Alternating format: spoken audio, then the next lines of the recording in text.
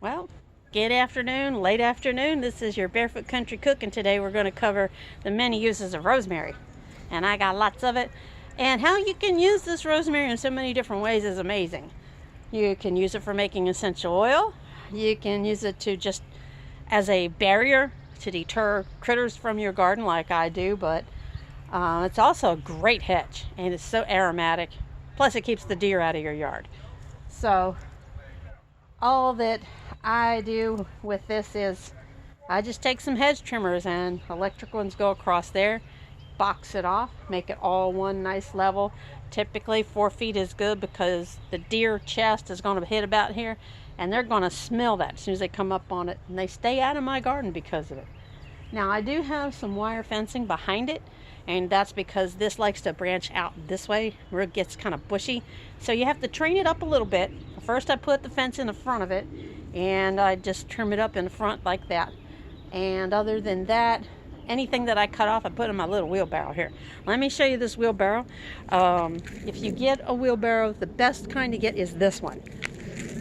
The reason why I say it's the best one is because of the wheels on it. Now, as you can see, this wheelbarrow, it's got big wheels, nice big wheels, good 12-inch wheels. They might even be 14 inches. And it's nice and deep. It's got the angle here. It started to rust a little bit, so we sanded it down and primed it, and I painted the inside white. It's a Town & Country. There's a Radio Flyer makes a Town & Country wheelbarrow. Nice handle on it. Easy to use, lots of room for lots of your yard waste. And as I trim my rosemary, I will throw it in here, and then I get the the vegetable bags you get at the grocery store. Just put the rosemary in here, and then I'll make my rosemary oil out of it. So let's get to whacking at this rosemary. Let's make sure that y'all can see exactly what I'm about to do. And see if I got my... Now the trimmer I got is not an expensive kind. It's just a Black & Decker, just a good old Black & Decker trimmer. Got my cord down here.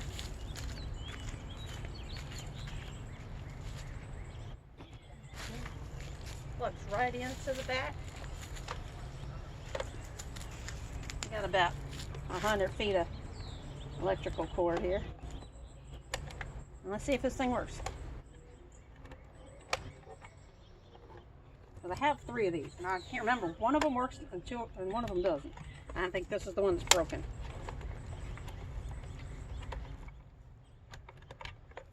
Yeah, I think this is the broken one. Unless it got unplugged somewhere, but I don't think so. I think this is the bad one. So let me go grab the other one. Just bear with me. You can take a look at my rosemary real quick. Should have brought both of them out here.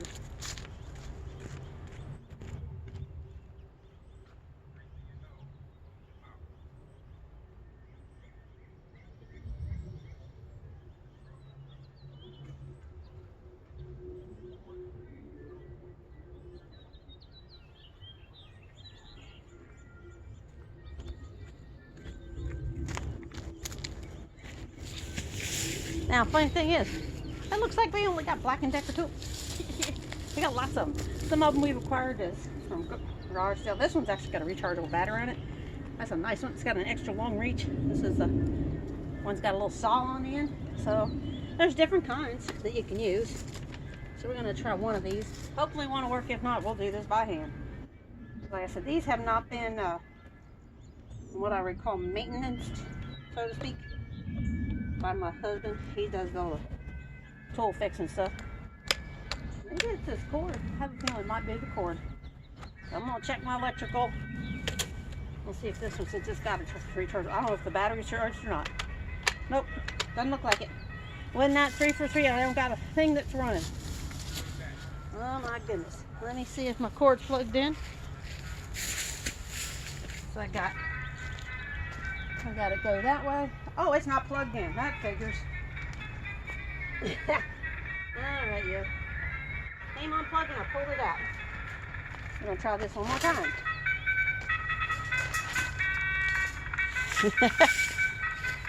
Oh, if you're wondering, we're not at the horse races. That's the ice cream man. He's got some strange music. Well, I got music to trim by. There's the pink panther. Oh, there it goes. I remember, this is the one from my son. It won't shut off. That's the one that won't turn off. Okay, where's the one that plugs in? Here we go. I've been dying to use this one. Now we got Rocky playing. Isn't that nice? You get music and entertainment? Hell sure.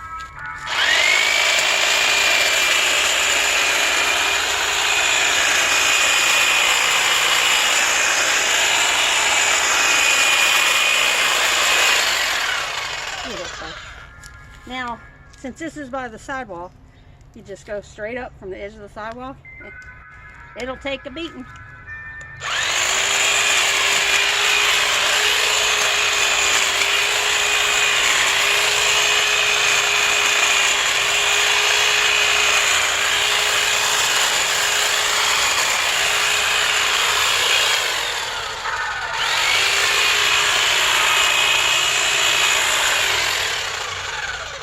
Now that's a lot of rosemary. I don't need that much, so I'll probably be giving some away to the neighbors. And I use my height as a guide, so that's where I'm going to trim it from. Now, believe it or not, whenever you trim hedge bushes, even the other hedge versions, I can't think. I've got one in the top of my head, and I can't think of it. They need the trimming. They need the pruning. It promotes healthier growth. A lot of people say, oh, I don't want to cut it off real, killed it. No, you're going to do it a disservice by not trimming it, not pruning it at least every other season. You want to do it in the cooler seasons because as it gets warmer, it needs those extra nutrients in the growth. So let me get this little bit right here. These are not as tall. These are younger. These were newer plants on this end. So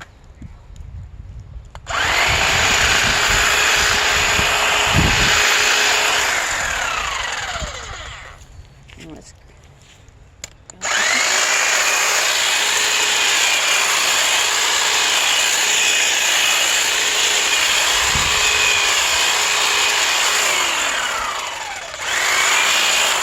just think of it as you're cutting your kid's hair. It's kind of like, you know, the clippers you use on the kids' hair. You just kind of follow the line. So to do a box hedge, you just turn your blade like this.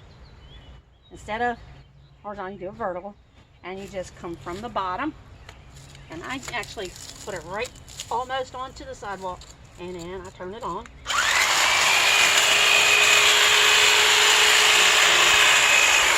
Come straight up. And I'm going to do that all the way down because it needs it. It's encroaching on the sidewalk, so it makes my sidewalk walking area a little narrow.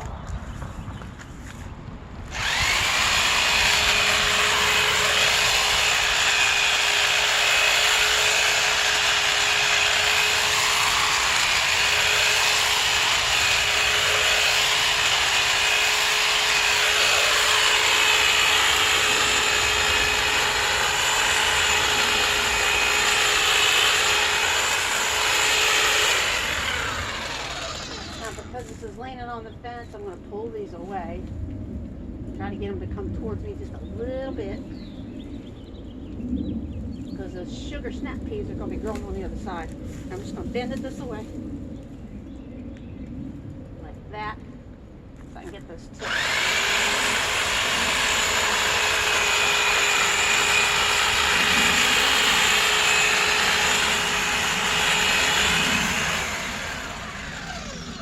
Now, if you've got an extra set of hands, someone to help you out with that, that's nice too. But my other set of hands is off working. So I'll just sit it here and hit once to get that little piece that I missed. And there. Now, I don't have one on here, but I would take like a twist tie and twist this on because this plug likes to slide out. It's not a total snug fit, and that's a safety feature. See, I can take this, hook it on the branch I need to cut, could take some little snipping shears and cut them off. This is more fun. Let me go down this line. Don't worry about the tops in a second.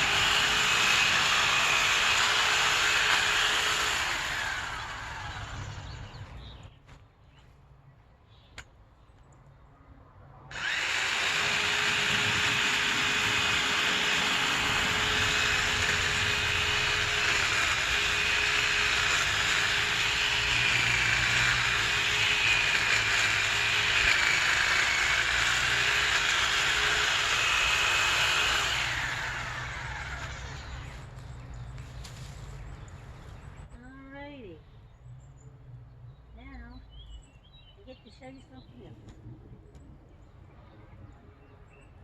Guys up there.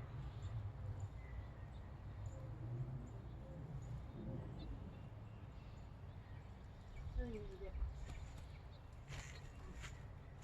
I'm gonna have to trim that in a second. But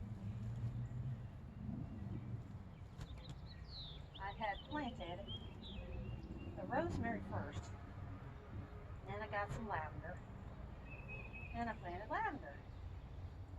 Well, when the lavender started growing, and I didn't know that it was going to grow as well as it ended up doing. I think it likes the rosemary because it is flourishing like I never would have imagined. Now they are similar, but not. The aroma is completely different. This is the rosemary. Okay. Very green, very green. That's rosemary. So it's easy to determine which one's which. Then the lavender is almost like this whitish green. Real pretty. Now, I've got a nice straight line right along my sidewalk now, as you can probably see. And I'm going to take the lavender pieces that were peeking out through, keep them separate. And I got to show you what the lavender is doing right now. And I'm so happy because it's bringing on the bees.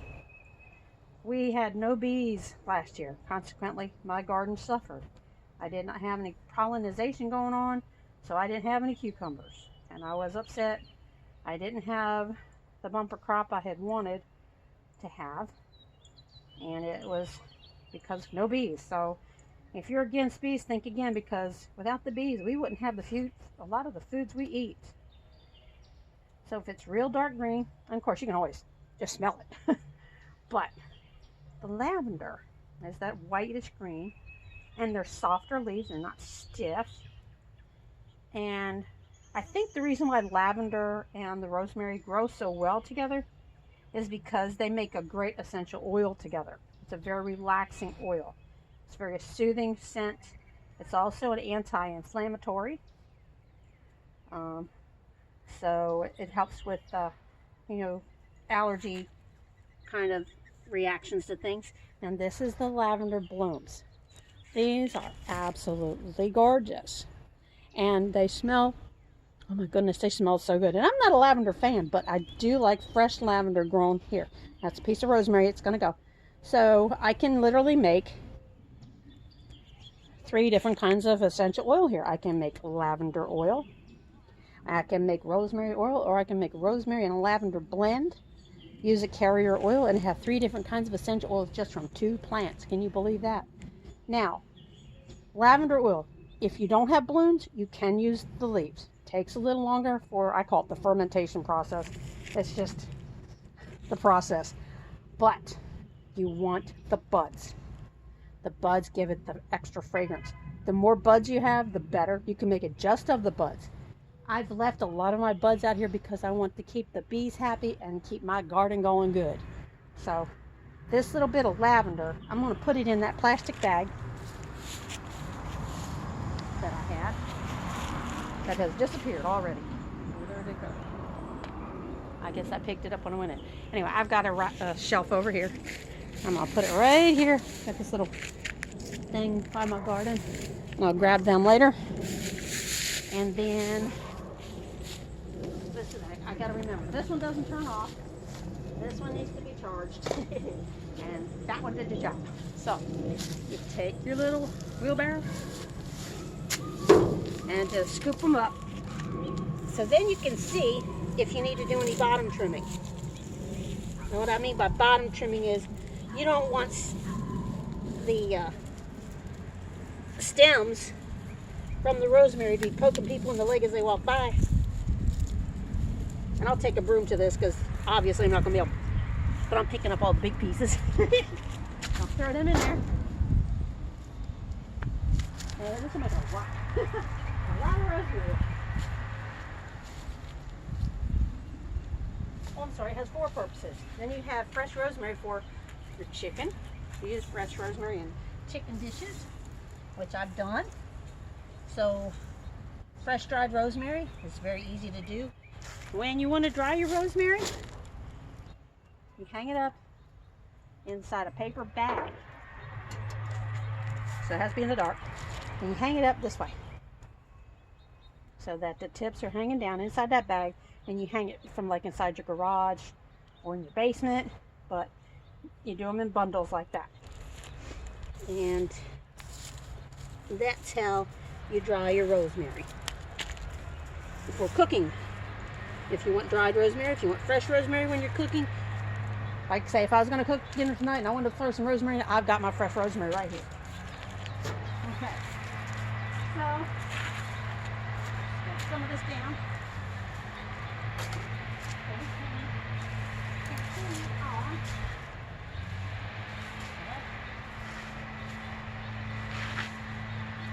And I'm going to show you the garden, how it's doing. Now you notice I don't have my garden gloves on. I'm a silly girl, but like I said, this is not laying in the dirt kind of thing, what I'm doing today.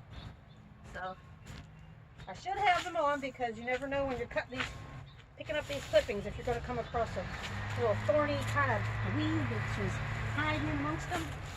It's a lot of rosemary. Anybody need some rosemary? Drop me a note. I'll send you some. I got plenty. Obviously, I got plenty.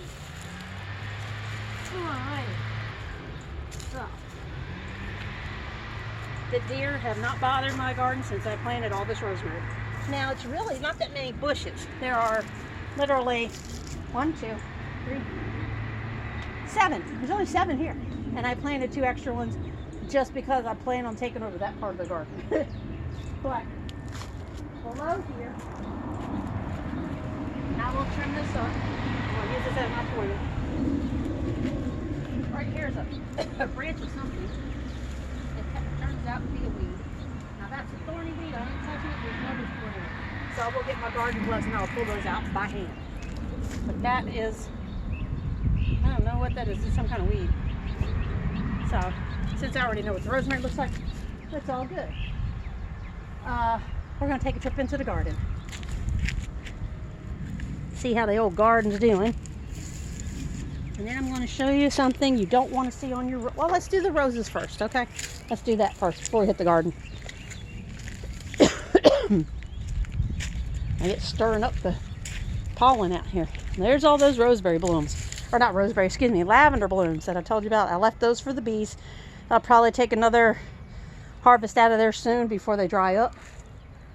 And over here is my bird bath. That is a red rose bush. And oh my gosh, I have a red bud that wasn't there yesterday. Look at that beautiful little baby right there. Look at that. Now some roses are more apt to getting something called, I think it's called black rot. And what it is when you start seeing black spots on your leaves, and then well, it starts out this is exactly what it looks like. It starts turning dark. Black rot, or whatever, black spots. And the thing about this little bacteria disease is it hibernates in the leaves. So when you see these, you pick them off. You get rid of them. And you spray them down with soapy dishwater or a solution of 1 quart of warm water with a teaspoon of baking soda. With a 1 quart of warm water and baking soda, you spray or spritz everywhere on your rose bush where you might find the evidence of that. Excuse me. But this was really full. I mean, I got a bunch of roses off of it already. But I noticed it was having the black rot. So I cut off every single one of the roses that showed it below it. And I'm going to show you where it starts from. A lot of times it starts at the base of the plant, which is down here. Now this is bone meal. That's not the culprit. This is new growth. On a rose bush, the new growth looks kind of reddish. It's really shiny and pretty. And the stem should look green like this. The thorns can be dark, but you don't want any black clumpy or dark clumpy spots. Now, here goes my phone.